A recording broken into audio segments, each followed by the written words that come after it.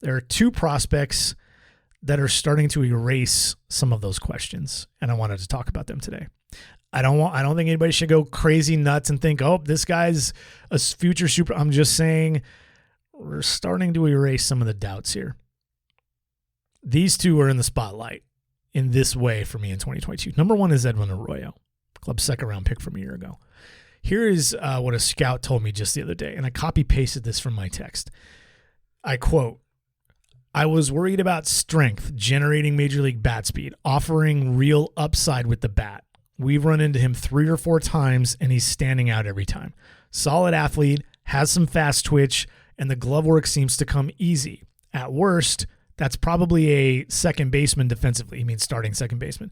"But I see the frame that can add some strength and become more of an offensive threat. Really impressed, both from a physical tool standpoint and with the energy he plays with every day." It's pretty high praise for a kid who hasn't played much pro ball. So there's a lot to like there, because when the Mariners took him, it was like, okay, they're dreaming on a kid. Okay. They like him. They like the makeup. They're dreaming on a kid. And it was a little bit more difficult for other scouts to be like, because there was a lot of, okay, that's an overdraft. They could have got him 30 picks later. And whether that's true or not doesn't even matter. Another scout said about Arroyo, and I quote, "He's not one of your lottery tickets.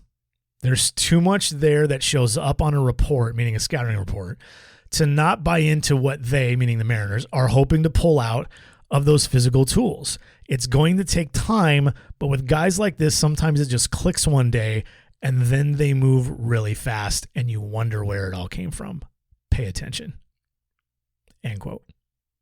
Now, if Arroyo splits projections down the middle, he either sticks it short as a 50 to 55 glove there, or as a 55 glove at second base, and he adds strength to his frame and gets to, 195 pounds or so, and reaches, say, 70, 75% of his full potential at the plate, the Mariners have themselves a player to play premium spot. I've already said this once, but this is why I threw out the Asdrubal Cabrera and Carlos Guillen comps last summer. The downside defensively might be an average second baseman who moves to third base or the outfield at 26, 27, 28 years old because he just keeps filling out. Edwin Arroyo has top 5 prospect upside in this system. In a good system. I'm not saying in the best system, but in a good system, in a top 10 system.